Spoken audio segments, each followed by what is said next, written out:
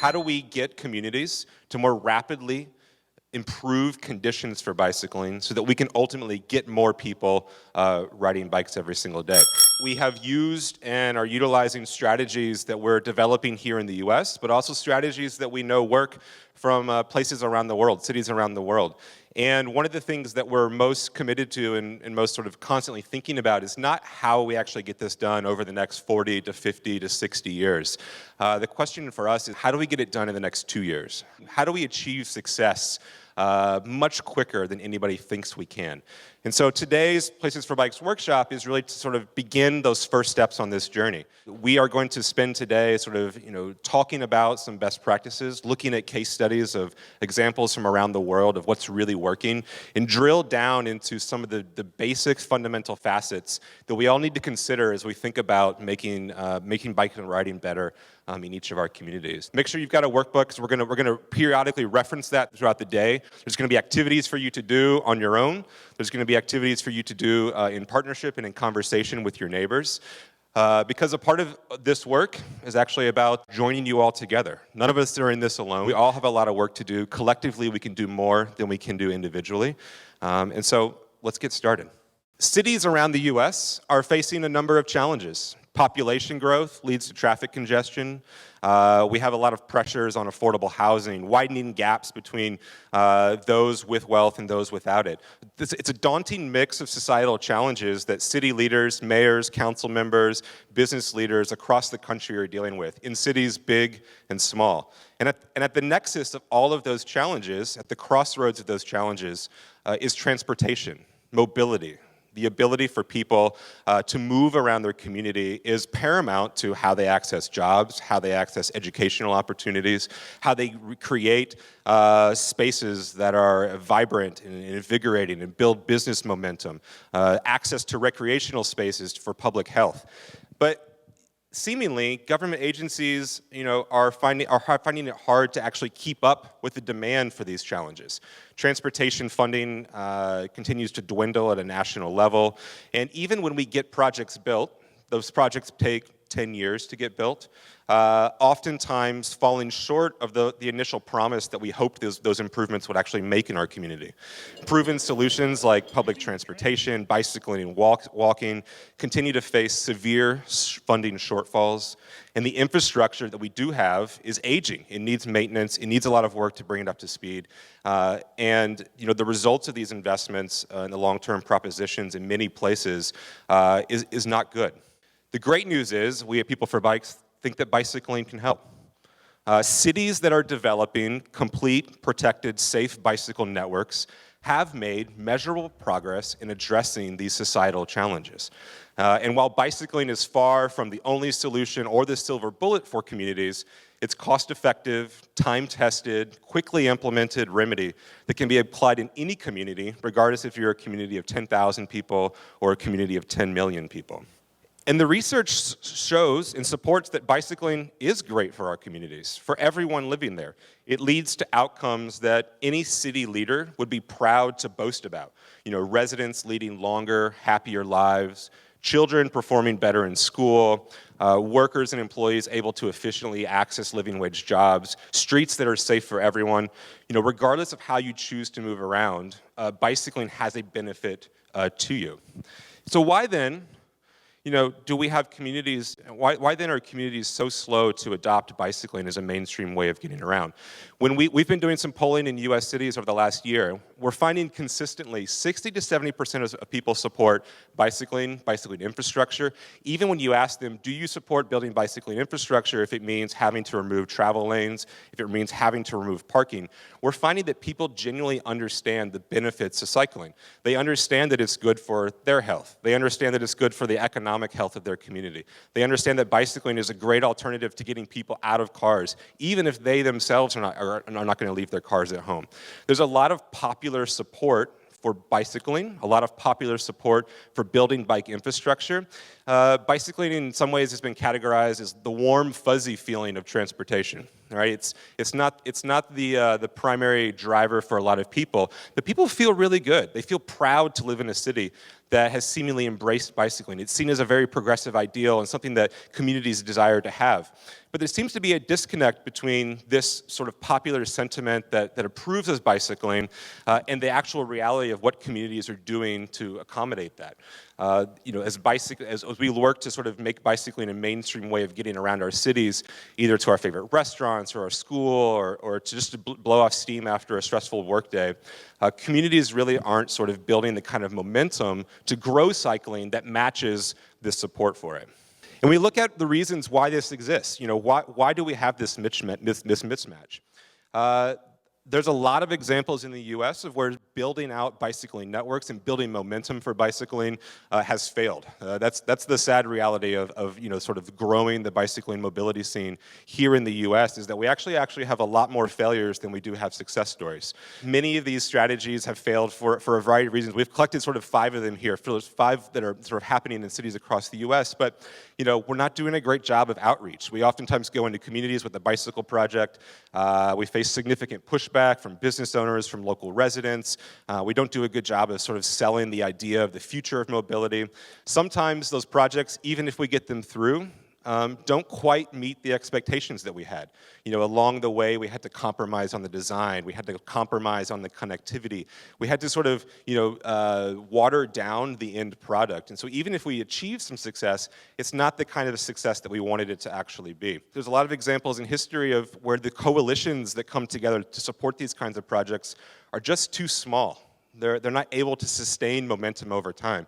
And so there's a growing body of literature that's sort of thinking about the ways in which partnerships, communication between different groups, actually is sort of a more time-tested approach to sort of delivering this kind of work. We're going to spend a lot of time today thinking about who is in our leadership group, who is helping us achieve this success, and are there people outside of the traditional bicycle advocacy and transportation planning that can actually help. And I think maybe the most important thing to sort of think about why cities aren't capitalizing on the investment of bicycling is because they've been thinking too small. We've been thinking about a project, a trail, a mountain bike park, a bicycle lane project, a waterfront, and not thinking about how the collective benefit of all of those things working together actually could help them succeed in a much bigger way. Because of the way that our projects get funded, we think about these on a project-by-project basis, right? A corridor-by-corridor basis. There's a lot of effort that goes into some kinds of projects, little that goes into others. But each of those individual projects on their own oftentimes come with this battle for public perception. Right? We spend 10 years trying to build a great bicycle lane through a business area. We have that public debate about parking versus travel lanes versus signals versus bikes, who's going to benefit at the end of the day. And what happens is, even if we achieve the success there, we don't see the ridership coming because maybe that corridor doesn't quite get you to the park that you needed it to get to. Maybe there's a really bad intersection that doesn't quite feel safe getting through it. And so we're building corridors, but because they're not connected, because it's not a network, we're oftentimes not yielding the kinds of benefits that we need to see from that infrastructure. And so we have to think bigger. We have to think more holistically about the kinds of infrastructure that we're actually putting in place. And the second thing that sort of plagues communities as they're thinking about these bicycling programs is that we're spending a lot of time and effort doing really amazing programs. Everywhere that Sarah and I go, and PeopleForBikes travels to and talks with advocates, local nonprofits, local communities, we're continually amazed by the bicycle education programs happening in schools. We're amazed by after-school programs that are getting kids out on bikes for the first time. The community bike programs that are engaging whole constituencies around bicycling in brand new ways. Bicycle shops that are running really amazing recreational ride programs that are getting people on bikes for the very first time. Cities are thinking about how to incentivize workers to use bicycling. How do we connect public transportation to bicycling? There's all of this energy and all of this effort around growing bicycling. But it's not couched within this broader framework, right? It's individual projects, it's individual efforts. I remember sitting down recently in a community around a round table of local groups talking about the amazing programs they had. You know, this program over here has just launched a new BMX club, and they've got 50 kids showing up every Saturday riding BMX bikes. It's just an amazing program. This community group over here is raising $10 million to build out a trail network in a disadvantaged part of their city. This group over here is running after-school bicycle safety clubs. And the question that we asked the group was, what are you all collectively working towards? How does all of this work together? How does the BMX club and this trail and these education programs actually filter up into something more powerful than they are on their own? The second thing that I'll notice just about all of these efforts that we're doing is that when we look at those programs, you know, although we're constantly impressed by the level of effort and energy going into them, you know, as we dive deeper into some of those programs, some of those projects, some of those policies that many of us are working on, we've noticed that there's a lot of allies that should be at our side, but often are left out of the discussion. So this is the true graphical representation of everyone in the world that wants to bicycle. This is the entire pool of bicycling. And you know, when we look at the kinds of programs that are running in communities, we actually find that this pool might actually be a little thinner than it exists. So a lot of communities are using very popular commuter programs like Bike to Work Day as their flagship way of getting people out riding bike, introducing new bicyclists to sort of bicycling as a form of transportation as a daily life. But focusing on commuting is a really hard task. And when we just sort of focus on our encouragement programs, on getting people to ride to work or to ride to school, you know, we're leaving out people for whom, you know, that kind of trip is not a realistic option. We're forgetting oftentimes that bicycling is a fun recreational activity. And so our pool of potential people who could be supporting our work in this gets a little bit thinner. We dive deeper into sort of what does it mean to create safe communities for bicycling. In a lot of communities, rather than spending time and energy thinking about the infrastructure solutions, how do we build a community that's actually safer? They use law enforcement as a primary means of driving safety. Enforcement, that sometimes can get in the way, particularly if you're working in a community that has, you know, disadvantaged members, communities of color, low income. You know, sometimes law enforcement there has a drastically different meaning around there. And so to see law enforcement or the police as the primary driver of bicycle safety in communities can sometimes leave out another pool of people from our work. When we create bicycle lanes that sandwich people between cars moving 40 miles per hour and parking on the other side. You know, we're not thinking about how our children are going to use those facilities to get to school. You know, the safety, the comfort factor of putting people between high-speed moving cars is a way in which infrastructure is actually eliminating another group of people from our work. When we think about electric bicycles, one of the fastest growing markets for bicycle use, particularly among seniors here in the US, when we think about electric bicycles as some sort of a different form of vehicle, as a kind of bicycle that shouldn't be allowed in certain places, you know, we could be depriving seniors or those requiring some sort of physical assistance the joy of riding bike, and our pool gets a little thinner. A lot of communities are considering bike share or have already launched bike share systems. And one of the more traditional models of doing that is to launch bike share in the most heavily touristy area parts of our cities. But when we do that, we think that bike share is actually for visitors to our city. Bike share, you know, oftentimes can be and is growing to be used by workers living in communities. And when we forget to sort of think about how bike share also serves the residents living there and not just those visiting, our pool gets a little bit thinner. And at the end of all of this, right, this pool of potential bicyclists, you know, people who love and have this warm, fuzzy feeling about bicycling, when we look at the programs that we're running, what we find is that at the end of the day, we're left with this guy. That's a very deliberate term on my part. This is oftentimes a guy. It's a white, middle-aged man. He's always has his hands off the handlebars, faced just like that. And this becomes the caricature of cyclists in America. It looks like a special interest group that's easily ignored, you know, that's not representative of the communities that we actually live in. And even though our intentions are to create a pool of cyclists and create support amongst broad groups of people, oftentimes our programs are too narrowly focused on this kind of person. If we're able to understand that shortcoming, We're also able to understand, that it's not hard to grasp why why bicycling doesn't appeal to more people. We're simply not focused on the activities that really build diverse coalitions with the greatest promise to improve bicycling. The good news, though, is that we know where to focus those efforts. We have examples of where this work is actually working, and we don't have to continue to make the same mistake in this. I began my bicycling advocacy career about 15 years ago. I was working in a community bicycle program in the basement of a church in Memphis, Tennessee. It was in that experience of helping people work on their bicycles and fix their bicycles that I really saw how this diversity of support, this diversity of leadership could really make a big impact in the city that I was working in.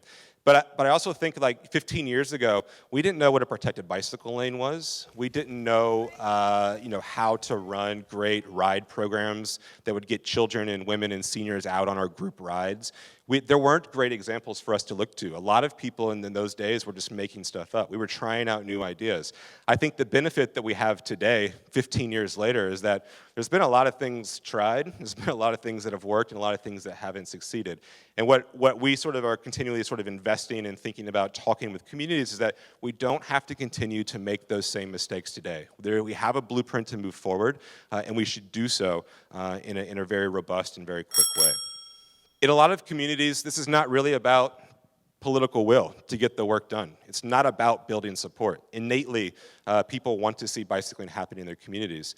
It's just that we haven't won the battle for public perception. We haven't sort of overcome this caricature of who's actually benefiting from the work that we're actually doing in our communities. One of the most fascinating pieces of research that we've done in recent years is sort of understand, what does that mean? Why is public perception being shaped the way that it actually is? When you ask people, do you support bicycling? I mentioned before, you get a resounding yes. 60 to 70% in every community that we go into, we're polling voters in communities, consistently support bicycling. The real key number here, though, is this somewhat likely number, this 47% of Americans. This group of individuals, when you ask them, do you support bicycling? On the surface of it, they say, yeah, we love bicycling. My kids love to bicycle. I love to bicycle when I go on vacation. I love what it does for my community. I have my favorite music festival I can bicycle to. We really love that. When you ask them, do you support bicycling if it means you can't park in front of your home or business? Whoa. Support plummets. The support is there, but it's really, really soft. People love the warm, fuzzy feeling, but they don't love the actual trade-off that actually has to happen around bicycling. And then that caricature of who's benefiting from this reinforces what's happening in the media, that's reinforced by remarks that our elected officials make. It's a really vicious cycle to overcome. One of the challenges that we have in that is that what we've been doing around cycling isn't helping to change that public perception or strengthen this very soft support for bicycling. Some of that's because the infrastructure work we've been doing has really failed to address people's primary concerns around what it means to ride a bicycle. Is it safe? Is it comfortable? Can I get to where I want to go? It's really those three very simple questions. And so if you can't answer those questions, there's no possible way for you to begin to have a conversation about the trade-offs. Would you be willing to give up parking in front of your home if it meant you had a safe, comfortable bike network? Well, maybe I would, but we're oftentimes not delivering on that promise. We're saying, well, we're going to get rid of the parking, but we thought it was going to be like a really nice trail, but now because of budget considerations, we've had to sort of hone that back. It's just going to be a painted bicycle lane now. We sort of, as a community and as city leaders, have oftentimes compromised our ideals in a way that doesn't let us build on the momentum and firm up that kind of support. Great news, though. We've got it all figured out. That's why you're here today. We have a really amazing program lined up today. I want you to sort of continue to think about, as we go out throughout the day, there's going to be opportunities to reflect on the work happening here locally, reflect on your own work, your own involvement, your own potential. happening here. We have some amazing guests that are going to be joining us today. We have Corey Wilkerson, who's going to be joining us very shortly to talk about some of the work that's been happening here in Southern California. We're going to be joined at lunchtime by James Longhurst, who is an amazing historian that I've known for a while now, and had some amazing conversations that sort of answer the question of what can the past teach us about today. Part of the follow-up for this event is that there's a number of resources that are available to you all for free from PeopleForBikes to help make that happen. Some of it's highly technical, some of it's sort of strategy support, some of it's a number of toolkits that we have available. But we want you all to sort of think about, you know, how are we going to be sort of collectively moving forward? How are we all going to be collectively making progress together? And then how can PeopleForBikes help you resource that momentum here locally? I'd like you to open up your workbooks to the very first section. There's a checklist there. It's called the starting point. Run through the checklist.